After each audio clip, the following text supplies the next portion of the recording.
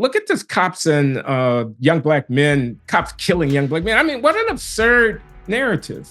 When the real violence on the streets of America today is these miscreants and these THUGS running around with automatic weapons, firing them aimlessly out of automobiles at their gang rivals and stuff like that. I mean, and you don't have any engagement with that problem. Instead, you convert it into a white domination problem. So that's the kind of truth that a black president needed to pull the covers off of, and he failed to do it. Glenn Loury is an esteemed American economist and public intellectual whose research and commentary delves into the intersection of economics, race, and social policy. Born on the south side of Chicago, Loury's academic prowess led him to become the first black tenured professor of economics at Harvard at the age of 33. Now, as a professor at Brown University, his research has challenged conventional wisdom and sparked critical discourse on issues like affirmative action, criminal justice reform, and racial inequality. Loury's salient commentary on the Glenn Show Substack and as a fellow at the Manhattan Institute highlight his depth of knowledge and often heterodox views. In his recent memoir, Late Admissions, Confessions of a Black Conservative, Loury reflects on his experiences in academia, moments of personal turmoil, and his political shifts over the course of his career. In today's episode, we discuss the difficulty of political messaging and policy crafting around racial inequality, the trajectory of American race relations since the Obama administration, and Glenn's relationship with religion. We also discuss what Glenn views as the real tragedy of race in America and the lasting damage from the national racial reckoning of the summer of 2020. Stay tuned to hear Glenn Loury's profound insights on these issues and much more on this episode of the Sunday Special.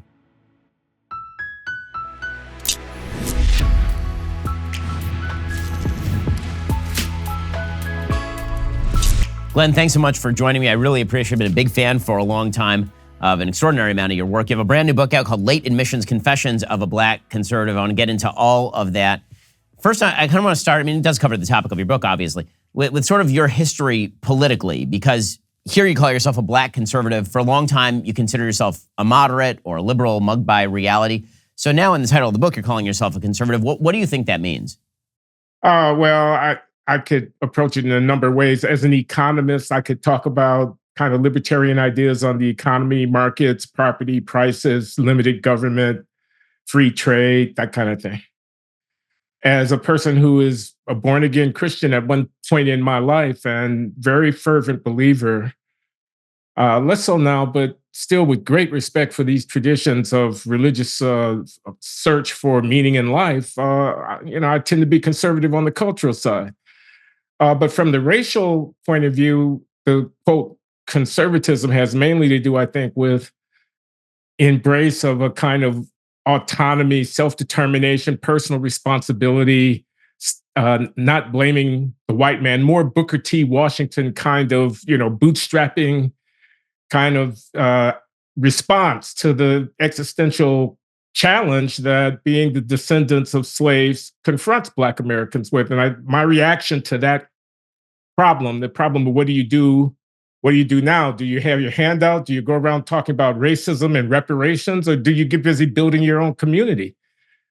That makes me conservative too. So I would say on all three of those, economics, culture, and Black self-determination, I have finally, at this late stage in my life, come to embrace a conservative identity. Obviously, that's a dangerous political move because you can be as groundbreaking a thinker as Thomas Sowell and just get completely marginalized from the public debate, treated as though you basically don't exist if you are openly declared a conservative early enough. I've been saying literally my entire political lifetime, which now goes back about 20 years, that if I could pick one person to be president of the United States, it would be Professor Sowell. But Professor Sowell in sort of mainstream economic discussions is never even mentioned, despite so much of his amazing work on things ranging from race and discrimination to just basic economic knowledge and decisions type work. Why do you think it is that Black conservatives, particularly in the economic sphere, or people who even are perceived that way, you say Roland Fryer, why does that marginalization happen? That's such a good question, Ben, and I'm so glad you mentioned Tom Sowell, who's a great man, an epic figure of the 20th century, one of the great intellectuals of our lifetime. You could name book after book, and Jason Riley's written a pretty good biography of him and whatnot. But Thomas Sowell is a towering figure. I keep saying he should get the Nobel Prize, just like they gave it to Friedrich von Hayek and they gave it to Gunnar Myrdal. They can give it to a generic thinker. He doesn't have to be a technical kind of mathematics, kind of fetishizing. And, he's a big thinker. And yeah. But anyway, I'm not answering your question. And I think there's a certain expectation that if you're Black, you have a kind of progressive, what they're going to call progressive or kind of critical, that you have to be in a anti-system mode, that there's some kind of rebellion that's part of the authenticity. And so when you see somebody comes along who's but whose worldview is grounded in something other than resistance to struggle or domination, who kind of embraces the reigning cultural paradigms and whatnot, then they want to marginalize them. I don't know. Did that make any sense? I'm not sure I understand the problem, since I'm kind of in a way a victim of the same set of forces myself. One of the things I wanted to ask you, and I want to get to your critiques of the left, which of course have made you very controversial. But one of the things that I think that's fascinating from what I've read about your book and what I've listened to you talk about with John McWhorter and other people is sort of your take on why the right has been historically unable to reach out to the Black community or to Black voters, so to speak, in some of the in some ways that are kind of unique. So when I hear you talk about race very often, or when you write about race, you write about race in a way that you've talked about here as essentially it should be made less relevant to the question of personal autonomy and responsibility, that people should be taught that the decisions to make their life better are effectively in their own hands, because teaching them anything else is counterproductive and useless. And yet one of the things that you've talked pretty openly about is that conservatives, when they speak that language, are not speaking that language properly. And then when they speak to Black Americans very often about that sort of stuff, it comes off less as an act of sympathy and pragmatism and more as a sort of alienating language with regard to Black Americans. How it's said is maybe not how it's heard. I've heard you talk about that, and I wonder if you could talk a little bit about what do you think are the main obstacles to a conservative or libertarian message in speaking to Black Americans? I think that's a hard question. At least it's a hard one for me. The thing that came to my mind, I don't care what you know until I know that you care. This is an old aphorism, You can't really get my attention and tell me anything that I might otherwise be disinclined to believe that I'll take credibly. And until I'm persuaded that your basic commitments are consistent with my flourishing and not antagonistic to it. So the suspicion that the motive is racist, or a lack of concern altogether, that the prescription might be free market, bootstrap, responsibility. But the motive for it might be indifference or hostility to the person, as opposed to a desire that they flourish and a thinking that this is the best way to do it. If I were a white conservative being told that I had to curry favor with the sentiment of this population in order to get them to take me seriously, I might balk at that. I remember back in the 90s when I started pulling away from conservatism a little bit for a period of time, being at a meeting where the great William F. Buckley said, in effect, the metaphor was, you can't say that the doctor doesn't care when he's dealing with a terminal patient and he moves on to the next case. And I thought at the time, oh, how horrible that was, how horrible. And he was merely saying, what Daniel Patrick Moynihan in a way was saying to Richard Nixon in that famous benign neglect. He says, I think it's time for the race question to endure a period of benign neglect, meaning, let's move on to other stuff. And people get from that the message that you don't care. I want to go back to that period in your life because I find that particularly fascinating. I want to get to kind of the before and then the after also. But that period, which you do talk about in your new book, that period where you moved away from conservatism, I think is instructive for conservatives in speaking about race. So maybe you can talk a little bit about, what were the forces that propelled you away from conservatism and toward a sort of view of yourself as more moderate or even left-leaning? Okay, some of those forces were not as flattering to me as others. I mean, so the unflattering was like, I was feeling alienated from other African-American intellectuals, and I wanted to be rehabilitated. In other words, I'd been out in the wilderness with Thomas Sowell and Walter Williams and people, And I kind of wanted to get back into good graces. And with the likes of the Cornel West and the Henry Louis Gates Jr.'s and the Anthony Appiahs, the kind of what I call the Negro cognoscenti in my book. I mean, the kind of intellectual elites amongst African Americans, because, being from the South Side of Chicago, being a Black guy, I mean, having a certain identity, I wanted to be, and I was getting pressure all over the place, even from my own family, even from my own children. I was getting pressure about my politics. So maybe I was succumbing to that a little bit.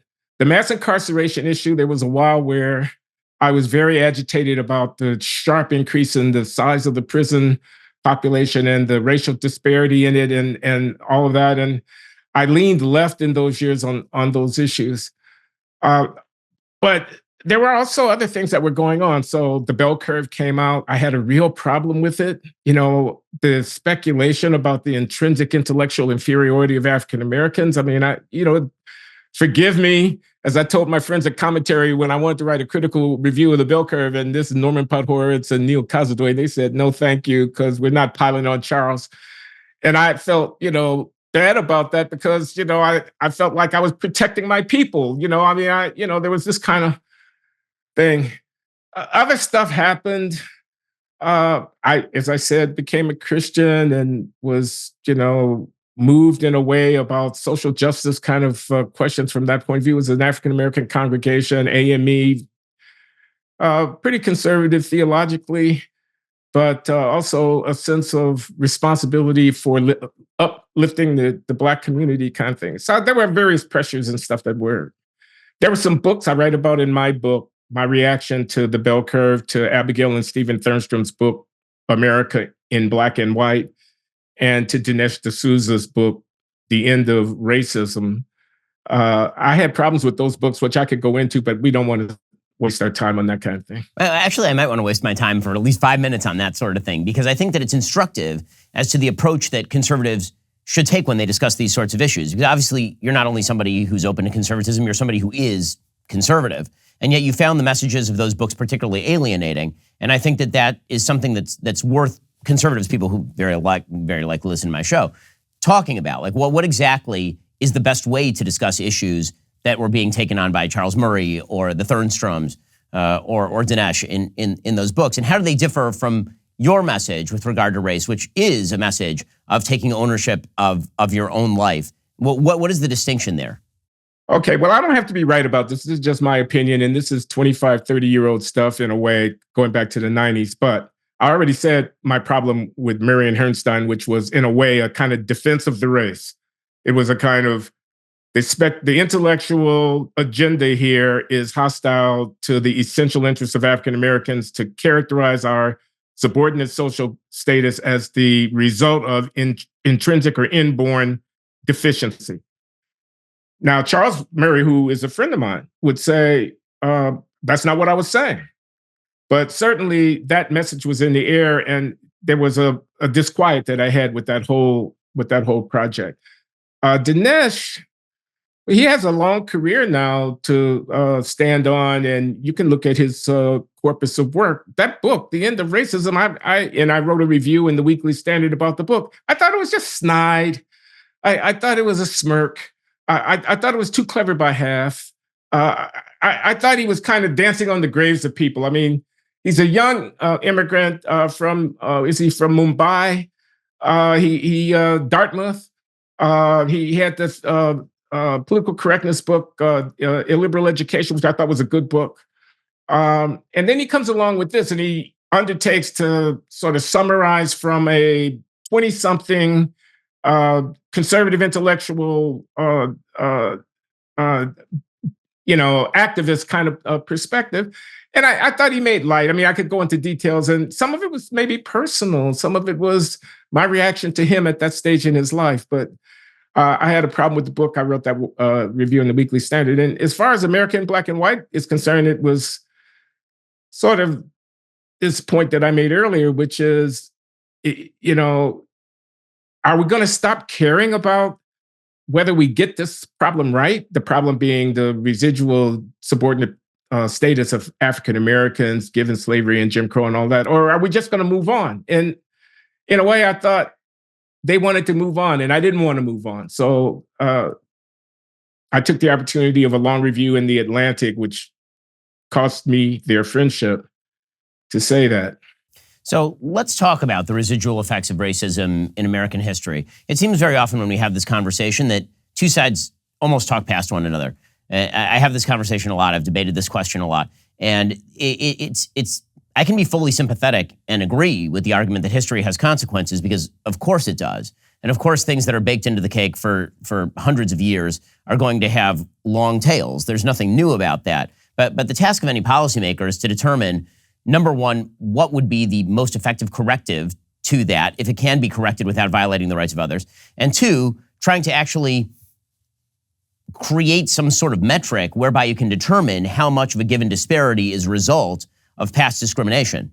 And that one is really, really hard. It seems as though the conversation goes, okay, I fully acknowledge that the terrible history of early redlining, let's say the 30s, 40s, and 50s, that has tail effects in terms of familial wealth. But how does that measure into today's income disparities? How does that measure into today's wealth disparities? And even if you acknowledge that it measures in a certain percentage in today's wealth disparities, how is that wealth disparity corrected for by, say, bad mortgage policy, as opposed to increased income trajectory, which would lead presumably to future wealth? I mean, the reality is that there are a number of minority groups who had literally no familial wealth when they arrived in the United States and now have tremendous wealth because of those income trajectories that actually generate wealth generationally.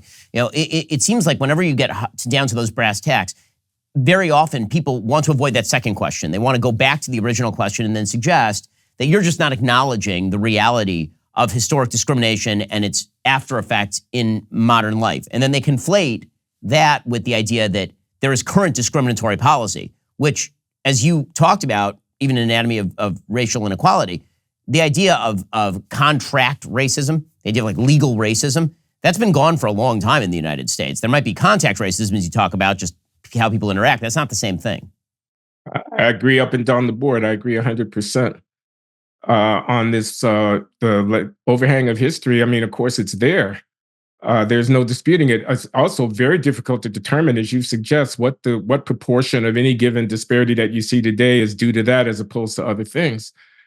In economics, we have this concept of stocks and flows. You know, the stock is the wealth you have at hand. The flow is what you're incrementing and adding to that on each annual or monthly basis.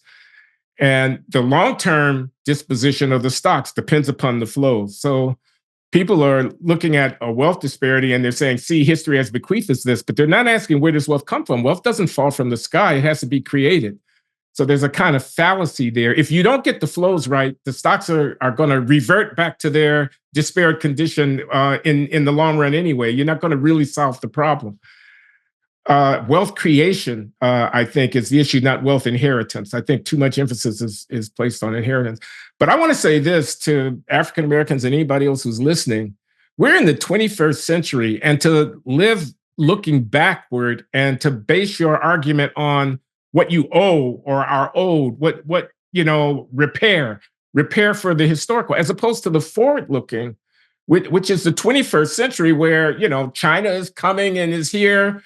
Technology is moving, telecommunications, politics is so fluid. I think this backward focus on it and is both kind of analytically wrong. The issue is going forward, but it's also kind of corrupt. I mean, it's a politics of dependency. Who is the audience when you say wealth disparity? It's the people who have wealth whom you're asking to give you some. You empower them with the ability to determine whether or not you flourish, when it's really your responsibility whether or not you flourish.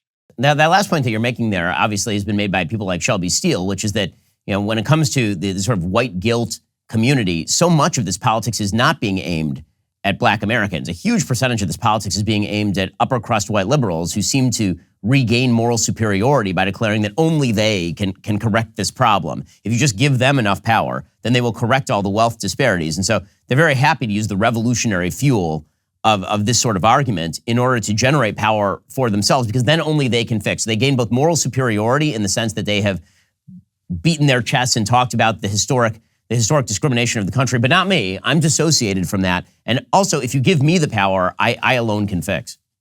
I agree 100%. I like that characterization of Shelby. But I'd ask the question: if you were on the victim side of that, why would you give them that kind of power over? Why would you want them to have that kind of power over you? You willingly accept the position of a helpless client. Why would you do that? That's undignified. That's not manly. Is what my friend Harvey Mansfield would say. It's you know, stand up straight with your shoulders back. I mean, come on. We'll get to more on this in just 1 second. First, an eternal truth. Vegetables, unpleasant. Take Brussels sprouts, for instance. They taste like trash. They haven't decided on what texture they want to be. Are they soft? Are they crunchy? What are they supposed to be doing? I don't know, and I don't have to. Neither do you with Balance of Nature fruits and veggies. Balance of Nature fruits and veggies, the most convenient way to ensure you get your daily intake of fruits and vegetables. Balance of Nature uses an advanced cold vacuum process that encapsulates fruits and veggies into whole food supplements without sacrificing those natural antioxidants. The capsules are completely void of additives, fillers, extracts, synthetics, pesticides, or added sugar. The only thing in Balance of Nature's fruit and veggie capsules are, like the fruits and the veggies. You need nutrients to function at your best each and every day. Balance of Nature helps you do just that. It is, in fact, kosher, so I can just dump it into that protein smoothie, and that means the gun show continues to go strong. Go to balanceofnature.com, use promo code Shapiro for 35% off your first order as a preferred customer, plus get a free bottle of fiber and spice. That's balanceofnature.com, promo code Shapiro. Once more, balanceofnature.com, promo code Shapiro. So when I look at kind of the state of racial America right now, one of the things that's happened even in my lifetime, and I'm still relatively young, I'm 40, and so, even in the course of my lifetime, I feel like the sort of apex of racial harmony in the country was approximately 2007, 2008. And you can see this in the polling data, that about 2008, there starts to be a slight decrease in sort of how Americans are feeling about race, and then it just dives off the table in 2014. In 2013, 2014, it just falls completely off the table. You opposed Barack Obama for president in 2008. I did also. When I read Dreams from My Father, on an ideological level, it seemed to me that he was arguing for a pretty Marxist materialist view of the world, that the reason that people do bad things is because of wealth inequality. That he has a section in the introduction to Dreams from My Father that I still cite as, I think, one of the most damaging things that he ever said that nobody ever noticed, where he says that, when I see the despair in, whether it's in Jakarta, Indonesia, or whether I see it in young, dispossessed terrorists, basically, in the Middle East, or whether I see it in the south side of Chicago, it's always coming from the same sort of feeling of material dispossession. I thought, that's a bizarre argument. The notion that Black Americans in the south side of Chicago are committing terror acts in the same way as, say, a radical young Muslim who's 18 living in the Gaza Strip or something. First of all, lumping all that together in sort of this Marxist materialist way is bizarre. But it then led to him creating, in 2012, in that campaign, a sort of coalition of the dispossessed. And we're still seeing that politics played forward today. I've made the argument that basically 2012 broke the country, and we're all living in the after effects of 2012. That Barack Obama was elected by a large margin in 2008 on the promise that he would be a post-racial president, that he and his very person, by uniting black and white, was going to move America beyond the key issue of division in the United States, that of race. And now we were going to be one America, not white America and black America, just America, not red America and blue America, right? That whole shtick. And then it turns out in 2012, when he was a pretty unpopular president, he decided to start saying things like, Trayvon could have been my son, and Henry Louis Gates, the officer, acted stupidly. And he started pretty obviously pandering to particular racial constituencies, not just black Americans. He also started making overtures to Latino Americans with policies on illegal immigration. And it was basically, I'm going to cobble together this coalition of non-white Americans and college-educated white liberal women, and that will be the winning coalition from here on in. And when he actually lost votes between 2008 and 12, and then he won the presidency over the most milquetoast human being ever to run for president, Mitt Romney, characterizing him as a vicious racist in the process, that actually set up this bizarre nether region we've been inheriting politically since 2012, in which Democrats believe that they can just get out the racial base by pandering over and over. And Republicans, in response, have said, okay, fine, well, if you're going to turn white people into a racial constituency, then I guess they're a racial constituency now. And so you have this really bad racial dynamic that was set up, in fact, by a politician who was afraid of losing re-election. Okay, that was a mouthful. Yeah, it was. Let me see what I think about that. 2012 is the hinge year. Well, it was Trayvon Martin, and you're right. He did say if I had a son, he'd look like Trayvon. And Eric Holder was there whispering in his ear, and so was Michelle and all these other things. He wasn't what looked like it could have been a more challenging re-election campaign than it turned out to be. But I agree about milquetoast Mitt Romney. So a strategy that the Democrats have doubled down on. I don't know if Biden's craven, obscene kind of pandering to the black vote with this very insulting and infuriating patronization and this dwelling on you can't make it in America 10 times better. You had to be 10, you know, the Ku Klux Klan is coming to get you, and I'm the only thing that'll save you from it. Bullshit. I mean, and maybe it does have its origins in 2012. I never really thought about that. So my take on Obama was, what's the point of having a black president if he doesn't tell the country the truth about race? You have an opportunity, I mean, to really move the needle on race, and actually race relations get worse, not better, after he serves.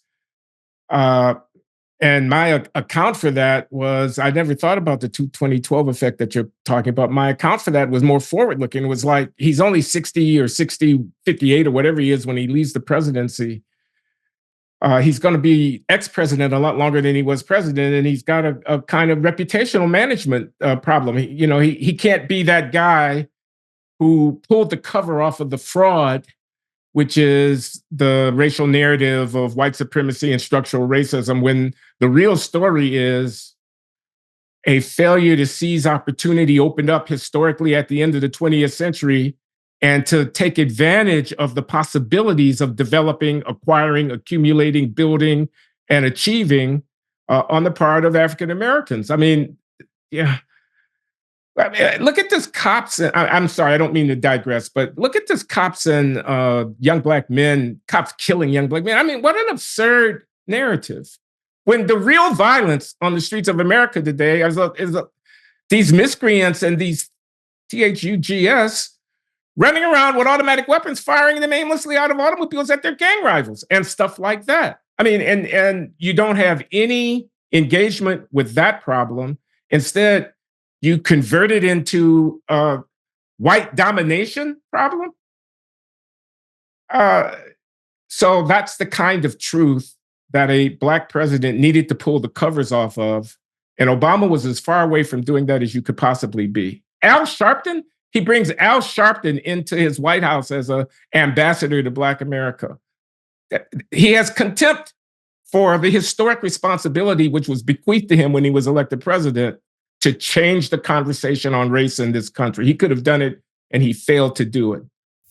Yeah, I think that there are also some political after effects from 2012 to give my hinge theory, some more meat on the bones. The theory that Obama trotted out politically, which was that there would be an emerging minority majority coalition that would be undefeatable for the rest of time. When he beat Romney, I think the Democratic Party swallowed that line wholesale. And so Hillary tried to campaign on that same coalition. The problem for Hillary is that there was no way she was going to generate the kind of turnout numbers that Barack Obama did in the black community. And so when she lost, instead of them saying Hillary was a uniquely bad candidate and Obama was a uniquely good candidate in many ways, instead the Democratic Party said, well, this must be racial revenge. This must be America rejecting the legacy of Barack Obama and swinging over to this racialist, racist, terrible, white supremacist Donald Trump.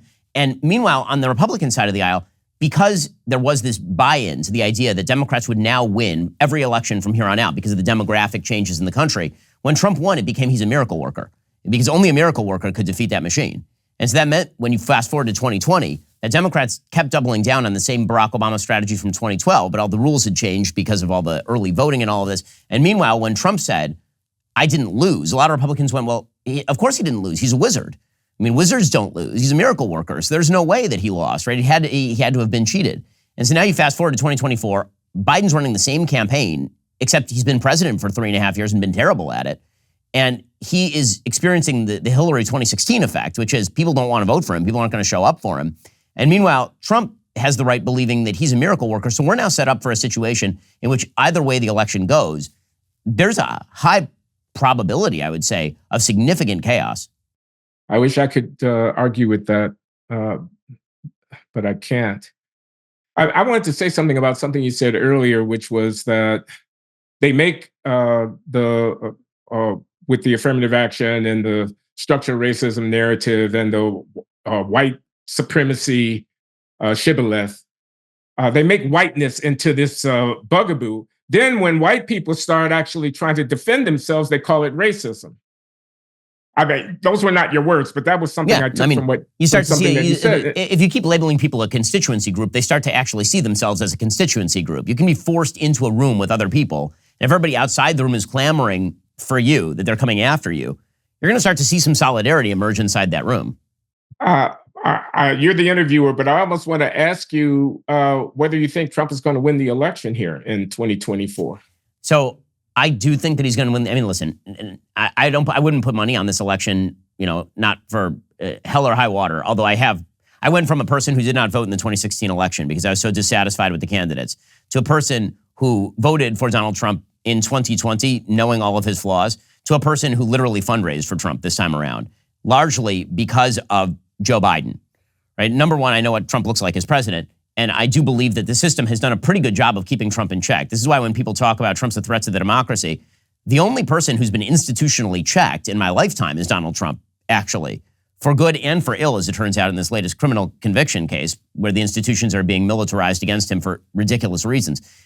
Joe Biden, because he actually knows how the system works, he's an actual dangerous potential tyrant. I mean, I think the amount of tyranny that he's been able to actually pursue as president of the United States is so far beyond anything that Trump pursued. Whether you're talking about using the Occupational Safety and Health Administration to try to cram down vaccines on 80 million Americans, or whether you're talking about the militarization of the DOJ to go after Donald Trump, while simultaneously the DOJ is exonerating him for the same kind of stuff Trump did on classified documents by claiming that he's senile, but then he goes out and rips his own DOJ for saying he's senile, or the DOJ trying to let his son, Joe Biden, to me, because he knows how the government operates and because there's so many people sympathetic to him inside the executive branch, I think a lot of poison slips through the crack. The way I tend to think of it, in metaphorical terms, is that if American government and American institutions act as sort of a sifter, right? They are designed to sift out the worst elements and let the sand that's okay kind of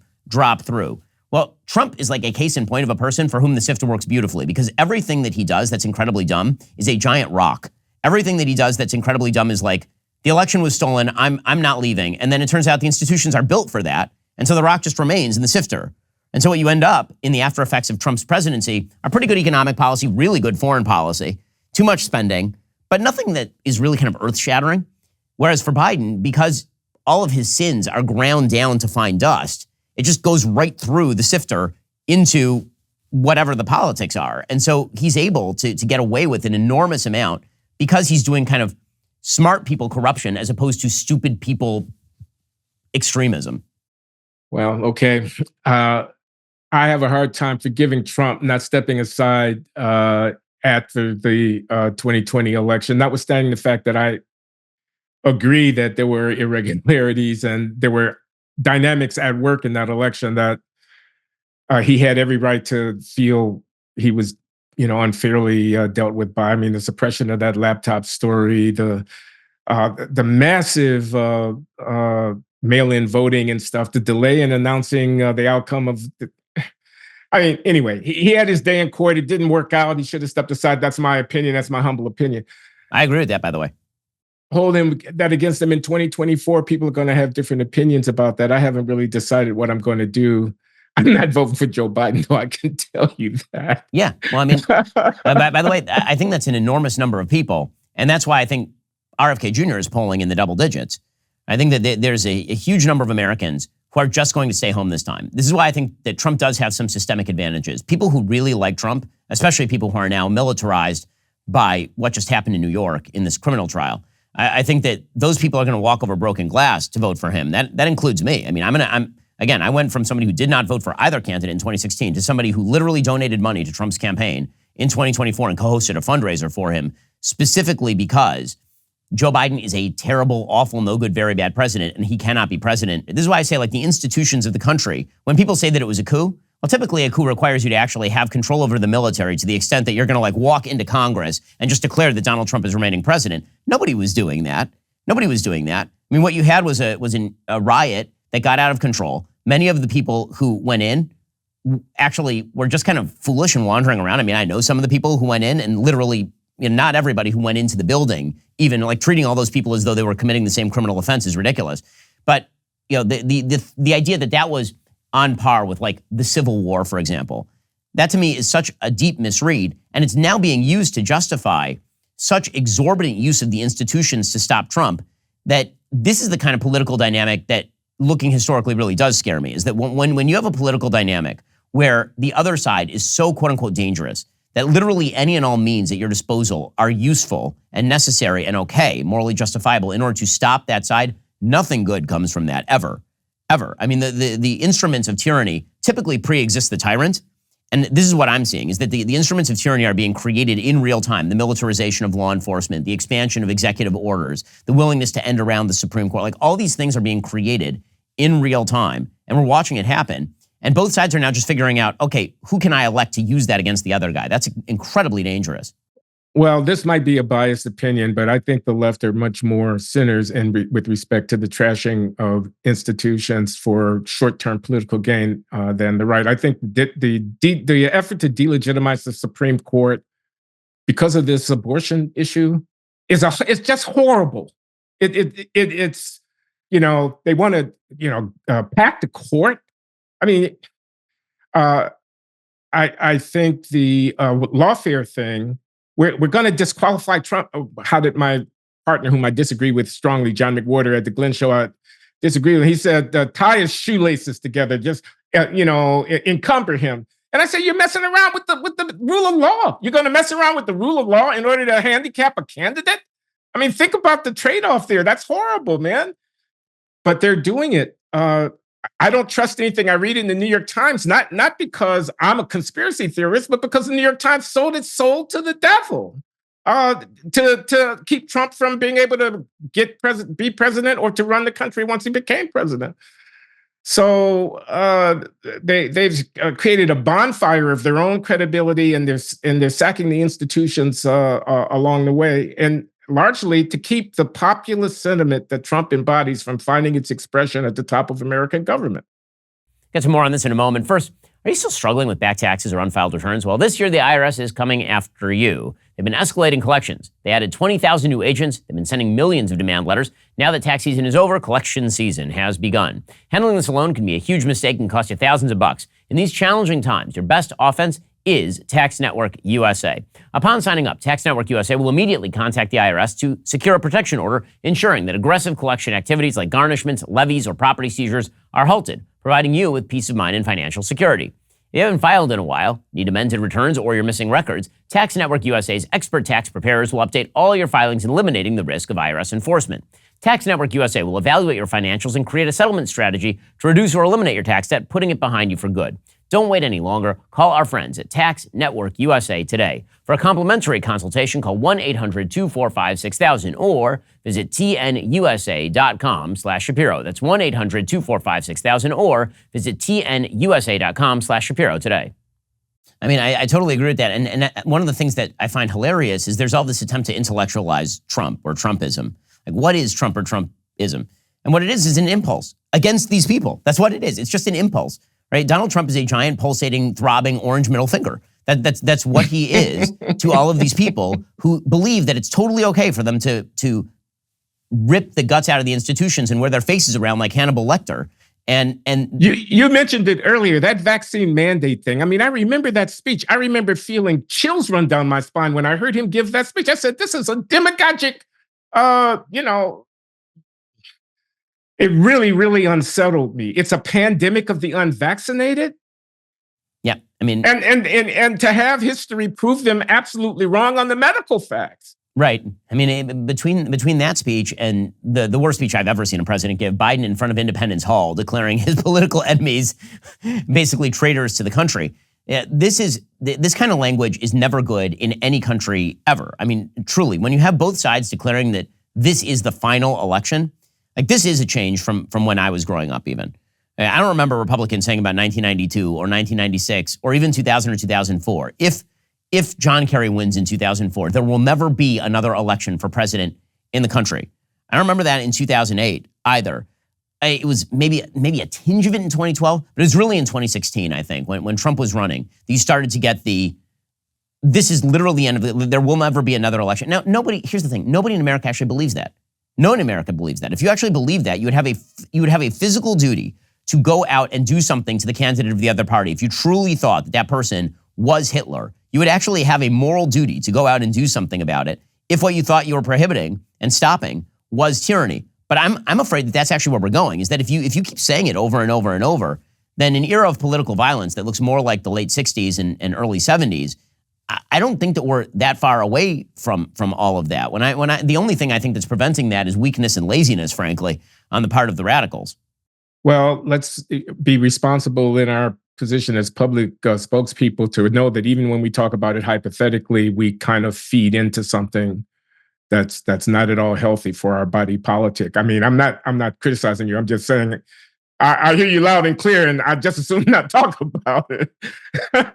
Yeah, no, I mean, so what this raises is, if we're looking at the issues that face the country right now, given the polarization, given the fact that now so many institutions have been thoroughly corrupted in the minds of whichever party is sort of out of power, that if you're a Republican, you think that the media are completely corrupt, and so you just don't believe anything they say, not just some of what they say, anything they say.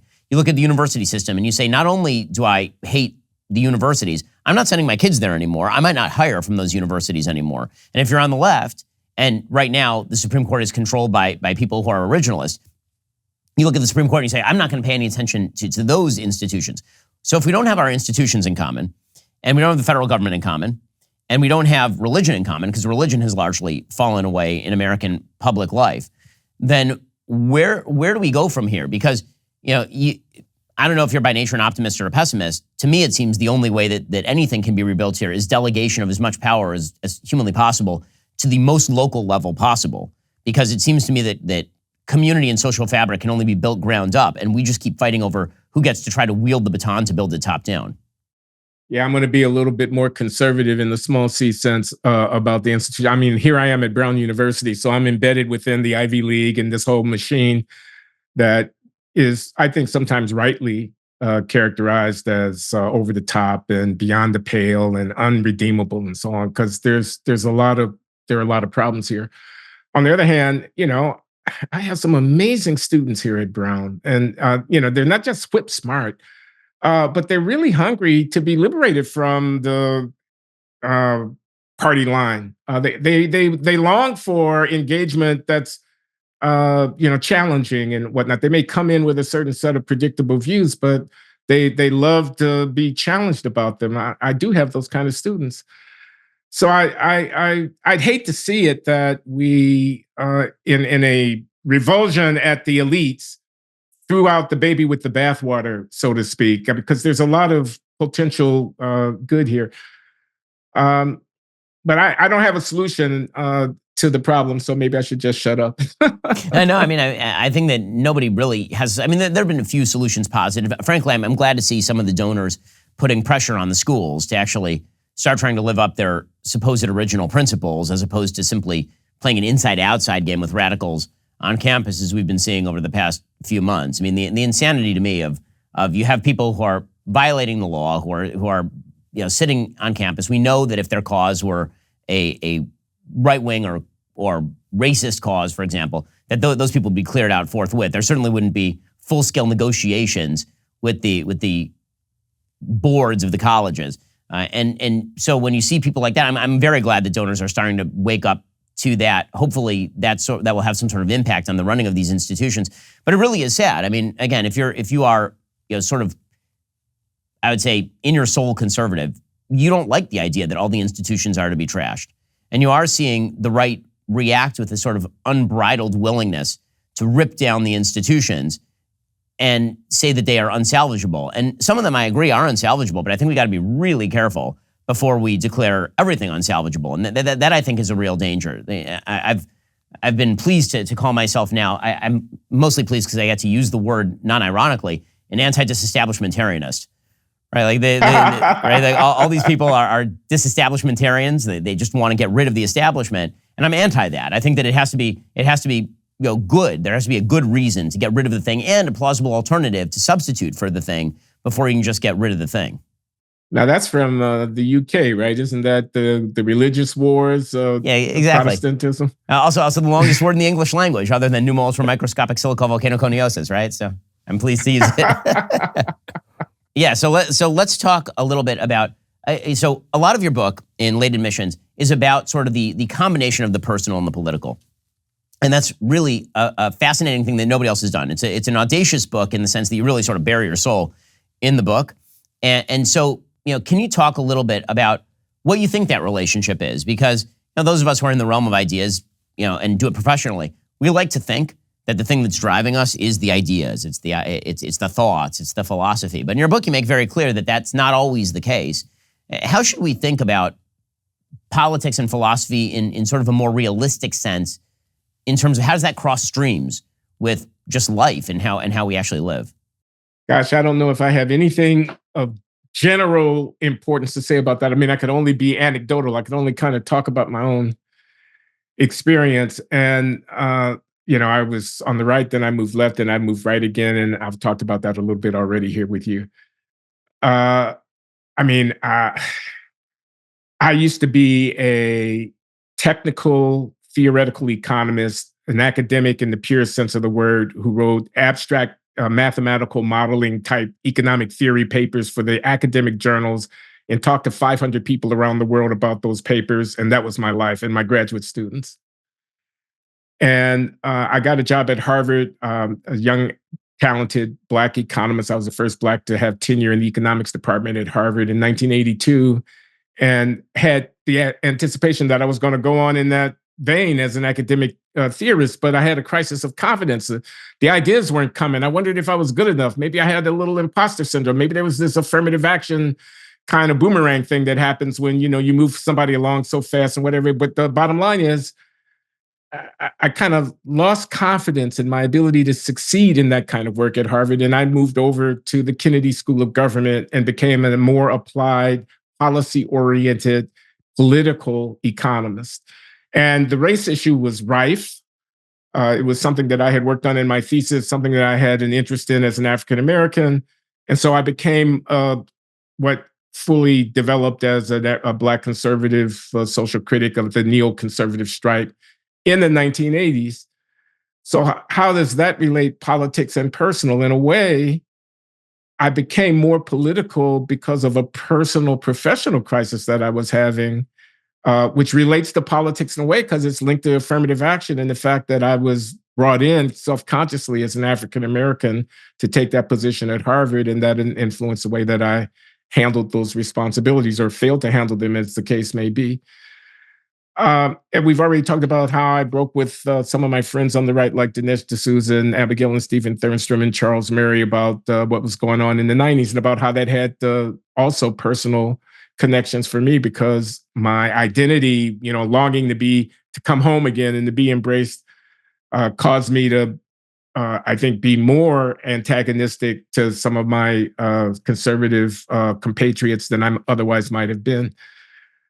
When I get asked a question about how my personal life should affect my politics, I want to try to advocate for staying true to the sense of the intellectual framework that you're committed to, and not being pulled by the tug of war that goes on with popularity, audience capture, appealing to other people, going along to get along. Even if you're cutting against the grain, stay true to what you think is the actual right thing. I mean, that's kind of the lesson that I draw from my various vacillations. I've ended up back on the right, and I think I was right all along to be on the right. I mean, I think the institution of the family is the foundation of modern civilization.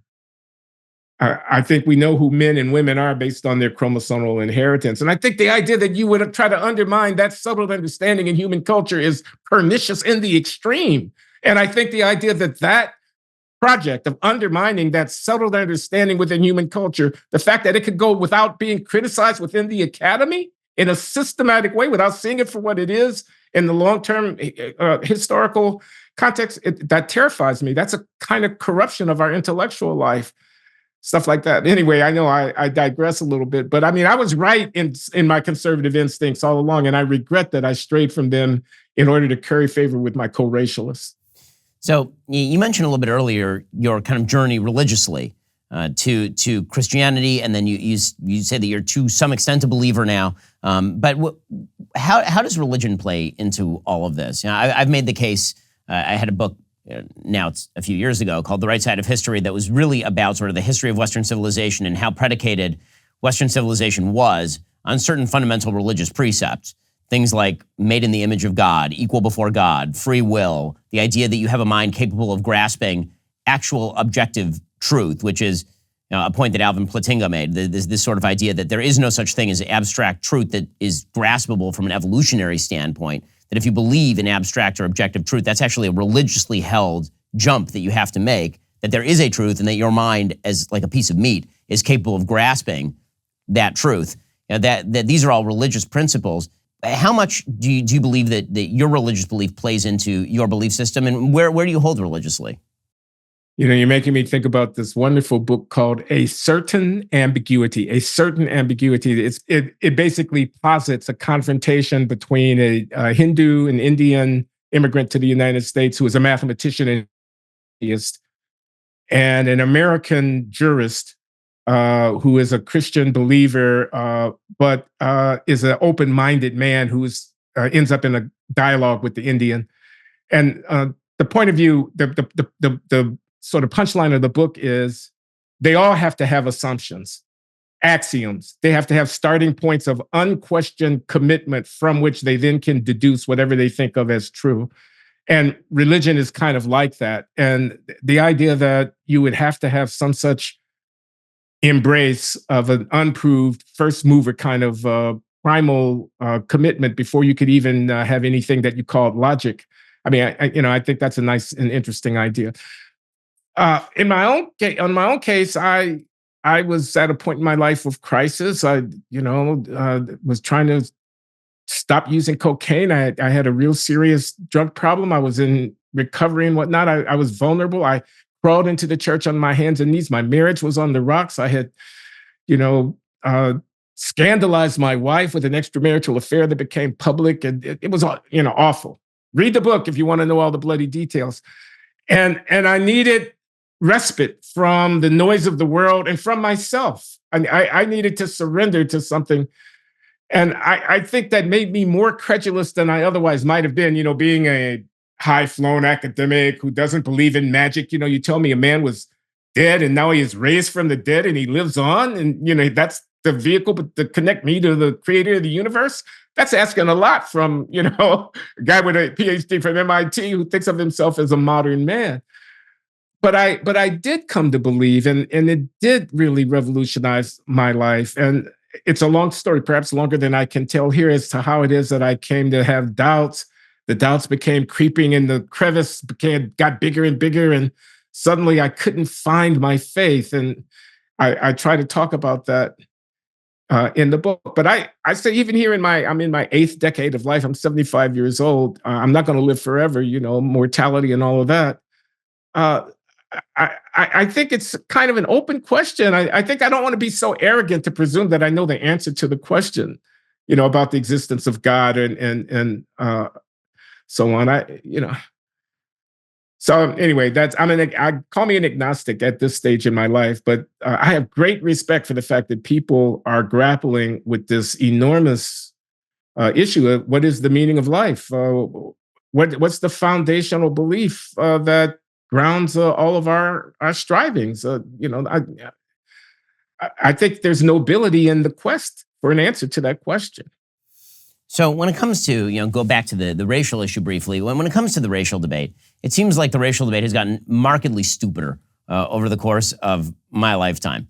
When I was at Harvard Law, one of my professors there's Randall Kennedy. Randall's a really interesting guy, right? He has some very heterodox views. Yeah, Randy's a great guy. Yeah, I mean, there is this kind of fascinating conversation among racial academics that has completely been sidelined in favor of Ibram X. Kendi and Kimberly Crenshaw and Ta-Nehisi Coates, the most overrated writer I have ever read in my entire life, bar none. The idea that Ta-Nehisi Coates is some sort of phenomenal author.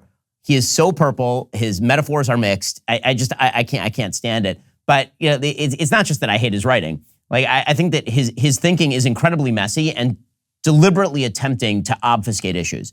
And I feel like to that end, I actually would prefer Ibram X. Kendi, who just says the dumb thing out loud. Ta-Nehisi seems to sort of paste over the dumb thing with layers of colorful adjectival use.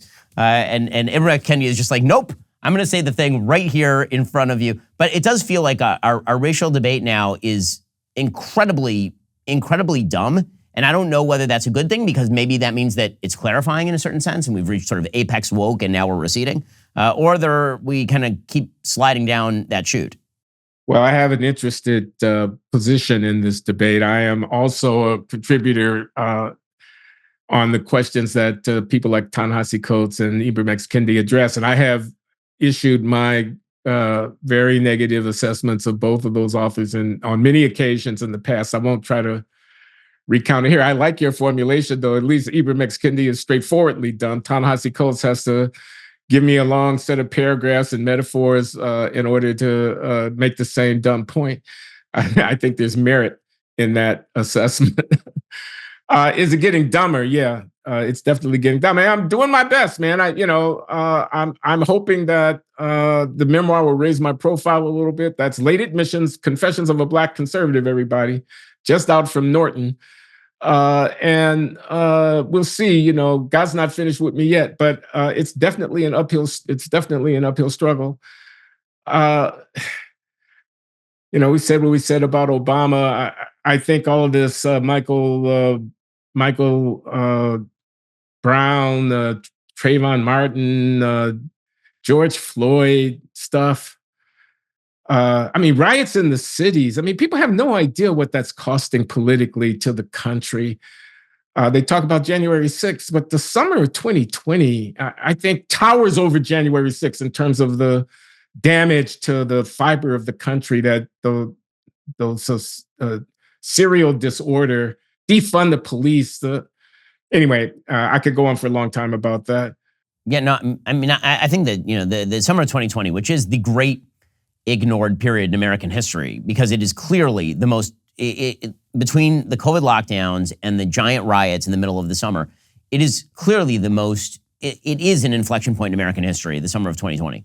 And the willingness to sort of gloss over it as though it never happened and to pretend that none of it ever happened, the lockdowns never happened, that you didn't have Kamala Harris talking about bailing people out of jail, the fact that the Democratic Party was kind of complicit in those riots and trying to use that as I've said before, the revolutionary jet fuel in the engine of the Biden election. You want to talk about breaking trust with the American people that I don't think has really ever been repaired or even attempted to be repaired. That's it. It led to serious life changes for people. Summer of 2020 is the reason I live in Florida, right? I grew up in Los Angeles. I lived my entire life in Los Angeles. They locked us in our houses starting in March, and then they would not let us come out unless we were rioting on behalf of George Floyd. And so at about the time that my wife was being double locked down because we weren't allowed to leave our house because there was curfew because of the riots that were happening blocks away, and she was hearing the helicopters swirling over our house in a fairly nice area of Los Angeles, and we were also locked down because of the lockdowns. It was about that time she turned to me and said, maybe we ought to take a look at Florida. And I don't feel like I'm alone in that. The willingness to just pretend that none of this ever happened or that it was normal is the part that's astonishing to me. Yeah, and I think you have to blame the journalist establishment and the academy, because these are really fundamental things in American history. Here's an anecdote. So Jacob Blake was a guy who got shot in the back by cops in Kenosha, Wisconsin, and it caused riots. The circumstances of him getting shot by cops was, long story short, he was kidnapping his girlfriend's children, who may have been his own kids, in her car without her permission. She called the cops. He had a knife. He was resisting arrest and not responsive to commands to cease and desist. He turned with the knife in his hand and the cop shot him. Now, to make a long story short, Kamala Harris and Joseph Biden called his bedside in the hospital to inquire of his well-being. That's despicable. And it goes without commentary. It's forgotten. If I hadn't told you, you wouldn't even know about it, audience. So that's just to say I agree with you, Ben. Well, Glenn, you're out there doing God's work. The good news is you're 75, which means that if you run for president, you're young. You're a spring chicken. So maybe that's still in your future. I'd vote for your nomination. more than pretty much anybody else out there. Glenn, really appreciate your work. Really appreciate the new book. Folks, go check out Late Confessions right now. Glenn, thank you so much. You're welcome, Ben. Good to be with you.